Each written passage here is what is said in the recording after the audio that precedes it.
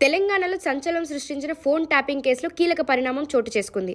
ఈ కేసులో ప్రధాన నిందితుడు ప్రభాకర్ రావు జూన్ 20 తేదీలోపు తమ ముందు హాజరు కావాలని నాంపల్లి కోర్టు ఆదేశించింది. విచారణకు సహకరించకుండా ప్రభాకర్ రావు అమెరికాకు పారిపోయిన సంగతి తెలిసిందే. ఫోన్ ట్యాపింగ్ కేసులో బిగ్ ట్విస్ట్ చోటు చేసుకుంది. మాజీ అధికారి ప్రభాకర్ రావు ప్రొక్లైమ్డ్ అఫెండర్గా ప్రకటించేందుకు హైదరాబాద్ పోలీసులు సిద్ధమయ్యారు. పలుమార్లు విచారణకు హాజరు కావాలని నోటీసులు జారీ చేసినప్పటికీ ప్రభాకర్ రావు విచారణకు హాజరు కాకపోవడంతో ఈ నిర్ణయం తీసుకున్నట్లు పోలీసులు తెలిపారు. ఈ కేసులో హైదరాబాద్ పోలీసులు దాఖలు చేసిన పిటిషన్కు నాంపల్లి కోర్టు ఆమోదం తెలిపింది.